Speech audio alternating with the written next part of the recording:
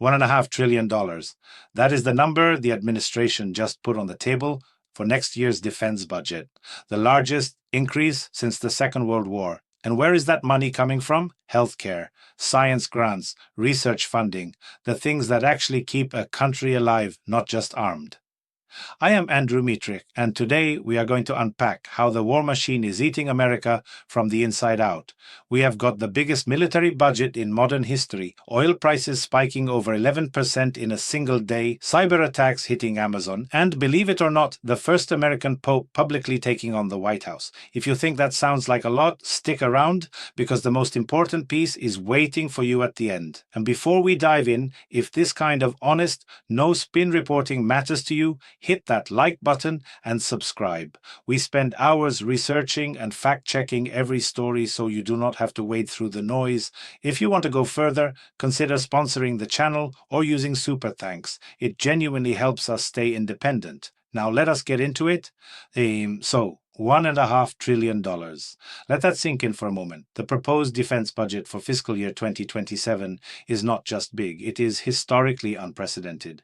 We are talking about a one-third increase over the current budget, one-third. That is the kind of jump you see during a world war, not during what the administration keeps calling a limited engagement. And here is the part that should worry every single American. This money is not appearing out of thin air. The proposal calls for deep cuts to healthcare programs, scientific research grants, and education funding. So while the Pentagon gets a blank check, hospitals lose funding, universities lose research grants, and the average American gets, well, less. You know what is fascinating? The administration says this is about keeping America safe. But when you cut healthcare and science to fund more missiles, the question becomes, safe from what exactly? Because the threats at home, the ones in hospital waiting rooms and underfunded classrooms, those are real too. Now, here is where it gets even more interesting. That budget is not theoretical. It is already being spent in real time in the Middle East. The military operation against Iran is now in its fifth week, and the numbers are staggering. $25 billion a week. Let me say that again. $25 billion every single week. In just the first 6 days of the ground phase alone, the tab hit $11 billion. Bloomberg estimates monthly costs could reach 15 to 20 billion, and that is before you factor in the potential occupation of Karg Island, which could add another 10 billion per month on top. For context, the Iraq operation in 2003 cost between 8 and 15 billion a month. We have already blown past that, and what are we getting for it? The administration says the hard part is over. But the hard part being over while simultaneously promising 2 to 3 more weeks of strikes, that is a level of optimism that would make even Wall Street blush. Speaking of Wall Street, let us talk about what happened to the markets. After the primetime address where the president promised to, and I quote, return them to the Stone Age and strike every power plant in the country, investors got what one analyst called a cold shower. Oil prices surged 11% in a single day. The S&P 500 dropped 1.5% at the open. You think that is where it ended? Not quite. By the close, markets had clawed back most of the losses after reports surfaced that Iran was negotiating with Oman over transit protocols for the Strait of Hormuz. But here is the thing. This is not a rubber band that just snaps back.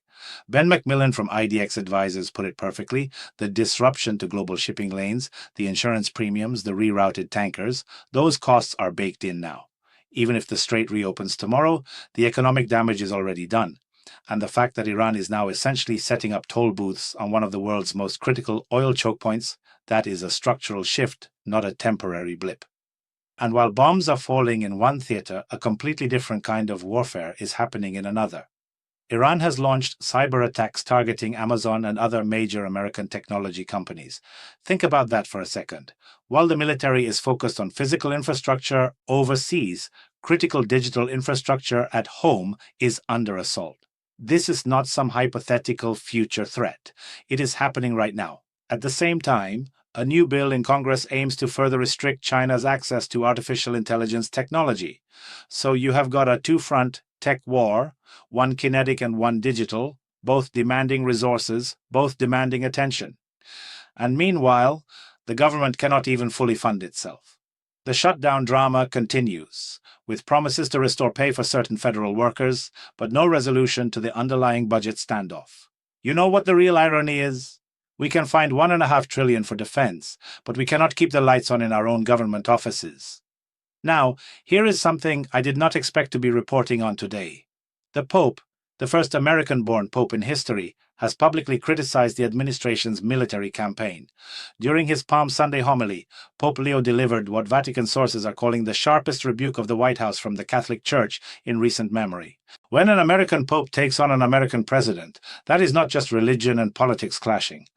That is a cultural earthquake, and it signals something deeper, a growing moral unease even among traditional allies of American power. But wait, there is more from the diplomatic front. The United States representative at the United Nations justified the entire military operation as collective self-defense of Israel. The official reasoning cites protection of American military personnel and freedom of navigation through the strait. Now, I will let you decide what you think about calling a preemptive military campaign self-defense. Language matters, and the words governments choose to describe their wars tell you everything about how they want you to feel about them. And as if all of this were not enough, there is a quieter story brewing that affects real people in real ways. The administration's tariff policy is hammering the bourbon industry in Kentucky. Exports are shrinking. Imported materials are getting more expensive, and barrel suppliers and distillers across the state are feeling the squeeze. The domestic market is already soft, with alcohol consumption declining, and tariffs are making everything worse. This is an industry that depends on global trade, and when you start putting up walls, the people who get hurt first are not the ones making the decisions. Oh, and finally, let us talk about what was really happening during that primetime address. Analysts are saying it was not a rambling monologue. It was a carefully constructed message aimed at multiple audiences simultaneously: the American public, the Iranian leadership, and the international community. Each line was doing different work for different listeners. That is sophisticated, but it is also manipulative. When a president speaks to the nation, you would hope the message is the same for everyone. But in this case, the speech was more like a chess move than a conversation. And in a separate but equally telling development, compromising materials have surfaced involving the spouse of a senior cabinet member.